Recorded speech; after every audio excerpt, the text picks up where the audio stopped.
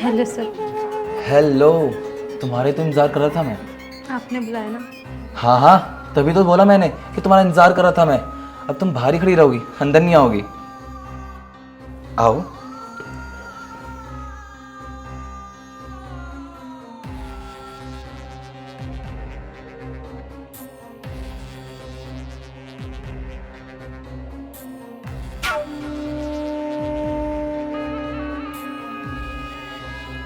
क्या हुआ अंकिता, यहाँ की खड़ी हो? बैठो ना।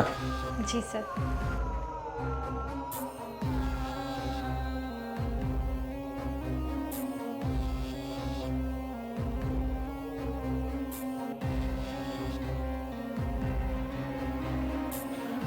और बताओ अंकिता, कैसी हो? कुछ चाहिए? ठंडा, चाय, कॉफ़ी? सर आपने मुझे आज सैलरी देने के लिए बुलाया था, सैलरी दे दीजिए। हाँ हाँ, मैं तुम्हें सैलरी देने के लिए ही बुलाया था अपने घर पर। दे दूंगा, क्या हुआ? तुम्हारी सैलरी कहीं भाग तो न रही है?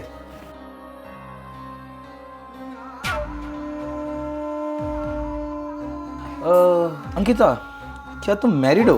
हाँ सर, मैं मैरिड हूँ, तभी तो मैंने मंगलसूत्र पहन रखा, बिंदी लगा रखी है। ये तो बहुत अच्छी बात है कि तुम शादीशुदा हो। फिर तो तुम्हारे पास बहुत ज़्यादा एक्सपीरियंस होगा। एक्सपीरियंस? सर एक सवाल पूछ सकती हूँ मैं आपसे? हाँ ज़रूर ज़रूर, पूछो ना। हर ऑफिस में स्टाफ की सैलरी ऑफिस में ही मिलती है, पर आप स्टाफ के मेंबर्स को अपने घर पे बुला के सैलरी देते, समझ में नहीं आया कुछ। अरे कोई नहीं, मैं समझाता हूँ तुम्हें। दरअसल ना, मैं अपने एम्प्लॉय से ना बहुत ज़्यादा प्यार करता हूँ, और मैं अपने ना एम्प्लॉयज़ को ना सैलरी देने के लिए अपने घर पर ही बुलाता हूँ। तो तुम भी मेरी एक एम्प्लॉय हो, तो तुम्हें भी तो मैंने अपने घर पर बुलाया है। और ये ना मैंने खुद के बनाए हुए रूल्स हैं जिन्हें मैं फॉलो करता हूँ। ओके सर, आप सैलरी ले आइए, मुझे घर भी जाना है। अरे इतनी जल्दी क्या है, मैं दे दूंगा तुम्हारी सैलरी। अच्छा पहले एक बात बताओ, तुम्हारी सैलरी कितनी है? 25,000। 25,000?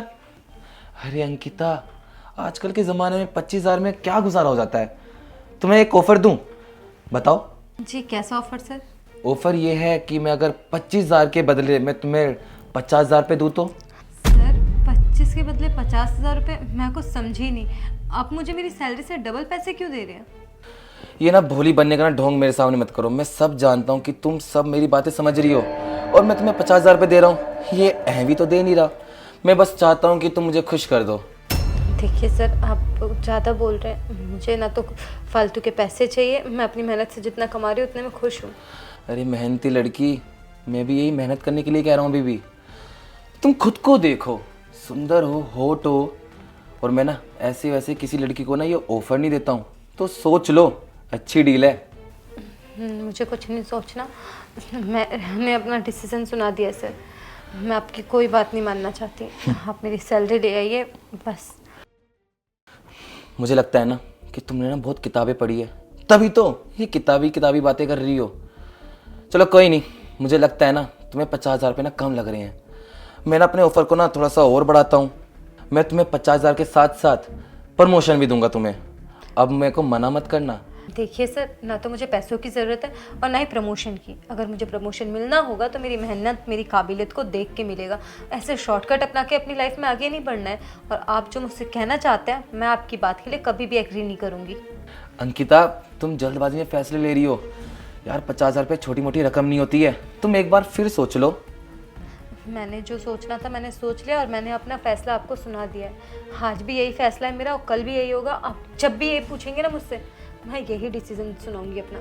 चलो ठीक है, मैं ना तुम्हें ना पूरा एक दिन देता हूँ सोचने का। तुम अपने घर जाओ, अगर तुम मेरे घर पर आ गई कल सेम टाइम पर, तो मैं मान जाऊँगा कि तुम्हें मेरा ऑफर एक्सेप्ट है। अगर तुम नहीं आई तो कोई बात नहीं अंकिता, मेरे पास बहुत है। तो मैं तुम्हारी सैलरी तो दूंगा ही, मैं तुम्हारी सैलरी के साथ साथ ना तुम्हें टर्मिनेशन लेटर भी दूंगा। सर ऐसी जगह जॉब करने से अच्छा है कि जॉब छोड़ ही देना बेटर रहेगा। अरे अरे, इतना मत सोचो। मैंने बोला ना, पूरा एक दिन दिया है सोचने के लिए। जाओ, अब तुम घर जा सकती हो।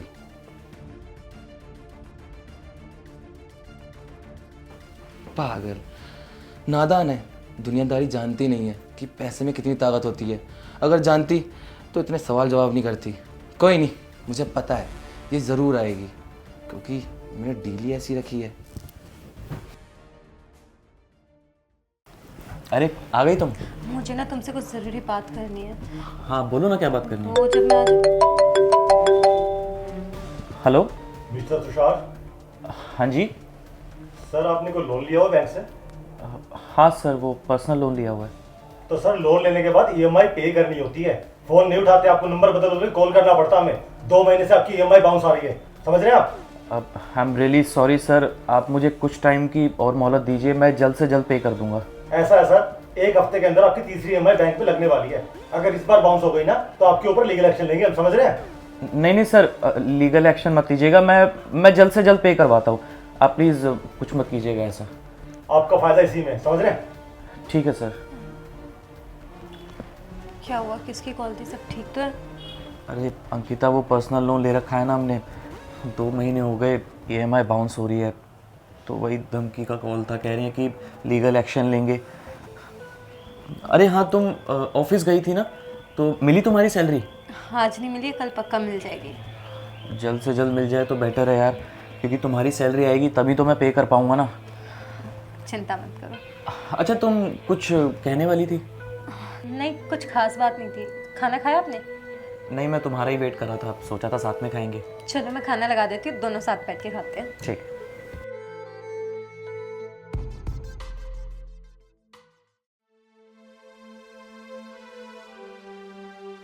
अगर तुम मेरे घर पर आ गई कल सेम टाइम पर, तो मैं मान जाऊंगा कि तुम्हें मेरा ऑफर एक्सेप्ट है। कहाँ फंस गई मैं? मेरे पास बॉस की बात मानने के अलावा दूसरा कोई ऑप्शन मुझे दिख ही नहीं रहा है। अरे अगर उनकी बात नहीं मानूंगी तो पैसे नहीं आएंगे, और अगर पैसे नहीं आए तो फिर मेरे पति के ऊपर लीगल एक्शन होगा, जो कि मैं कभी नहीं चाहती। कहाँ फंस गई हूँ, कैसी मुसीबत है ये।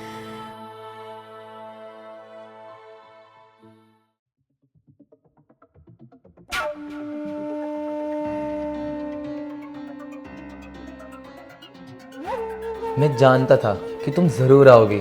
सर अंदर चल के बात करें? हाँ हाँ, आओ ना अंदर।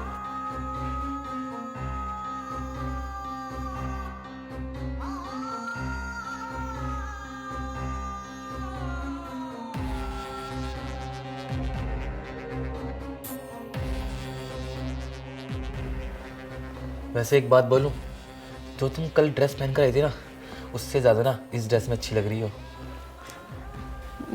देखिए सर। अरे देखिए वेखे सब छोड़ो, ये फॉर्मेलिटी करने की ज़रूरत नहीं है मेरे सामने। और दूसरी बात, बहुत अच्छा किया तुमने मेरी बात मान ली। मैं तो कहा ही था कि पैसों में ताकत होती है इतनी। बिल्कुल सही कहा सर आपने, पैसों में इतनी ताकत होती है कि अच्छे से अच्छे इंसान को झुका देती है किसी के भी आगे। हाँ, ये तो तुमने बिल्कुल सही कहा, समझदार हो तुम। अब जिस काम के लिए तुम आई हो वो काम करें।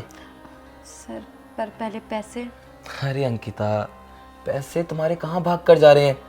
मैं तुम्हारे पैसे दे दूंगा ना, पहले कुछ कर ले। बट सर पहले आप मुझे पैसे दे दीजिए, उसके बाद कुछ करते हैं। अरे बाबा, तुम तो यार बार बार पैसे ही मांगे जा रही हो। मैंने कब कहा कि तुम्हारे पैसे मैं नहीं दूंगा? तुम्हें दूंगा यार, पहले करने दो ना कुछ। सर प्लीज़ पहले पैसे ले आइए, उसके बाद। तुम तो एक जिद पर अड़ गई हो। तुम तो कल बड़ी बड़ी बातें कर रही थी कि मैं ये नहीं करूंगी, वो नहीं करूंगी, मेरा ईमान डगमगाएगा। आज क्या हुआ? सर कहा ना, मजबूरी अच्छे से अच्छे इंसान को झुका देती है। जो काम वो जीवन में कभी करने की सोचता नहीं, उसे भी मजबूरी में आके करना पड़ता है। कोई शौक से किसी के आगे नहीं जाता। चलो ठीक है, मैं तुम्हें पैसे देने के लिए तैयार हूँ, पर मैं पैसे जब दूंगा ना, उसके बाद मुझे तुम्हारी कुछ भी चू चपाट नहीं सुननी है। जी। आता हूँ मैं, इंतज़ार करना मेरा। हे भगवान, मैंने सुना है कि अगर कोई भी प्रार्थना सच्चे दिल से की जाए तो आप सुनते ज़रूर हैं। मैं इस इंसान के आगे नहीं झुकना चाहती। मैं जितनी पवित्र अपने घर से यहाँ पे आई हूँ, उतनी ही पवित्र मैं अपने घर वापस लौटना चाहती हूँ। अगर आप सच में हैं तो कुछ ऐसा चमत्कार कीजिए कि इस इंसान के इरादे और इस इंसान के मंसूबे पूरे ही ना हो पाए। मैंने सुना है कि अगर सच्चे दिल से आपके आगे कोई प्रार्थना करता है तो आप उसकी ज़रूर सुनते हैं। मैं भी भगवान से प्रार्थना कर रही हूँ, प्लीज़ मेरी भी बात सुन लीजिए।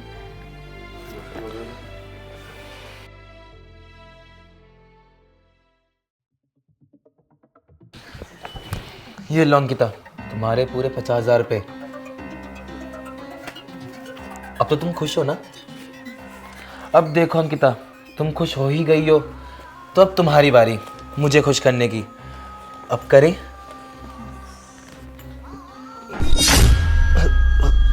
अंकिता, अंकिता हॉस्पिटल देखो। हाँ अंकिता।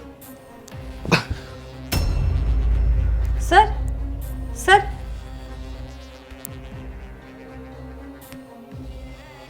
ये क्या? ये तो मर गए। सही कहा है किसी ने, जैसा बोओगे वैसा काटोगे। आज नहीं तो कल आपको आपके करने की सज़ा मिलनी ही है। घिन आती है तो जैसे इंसान से जो लोगों की मदद करने की बजाय उनकी मजबूरी का फ़ायदा उठाते हैं। अरे इंसान सामने वाला मजबूर है, उसकी मदद करो। लेकिन नहीं, तुम्हें तो सिर्फ अपना स्वार्थ दिख रहा होता है, वो भी इतना घटिया। खैर वो तो अच्छा, माता रानी ने मेरी पुकार सुन ली, मेरी प्रार्थना सुन ली, वरना तूने मेरी भी ज़िंदगी बर्बाद करने में कोई कसर नहीं छोड़ी थी। बहुत शौक था ना इसे औरतों के साथ खेलने का। देखो आज भगवान ने इसको इसके करेंगे की सज़ा दे दी, लेकिन इतनी आसान मौत नहीं मिलनी थी इसे। इसको कीड़े पड़ने चाहिए थे, तड़प तड़प के मरना चाहिए था इस इंसान को। जिस तरीके से इस इंसान ने सारी लड़कियों को रुलाया है, उनकी मजबूरी का फ़ायदा उठाया है।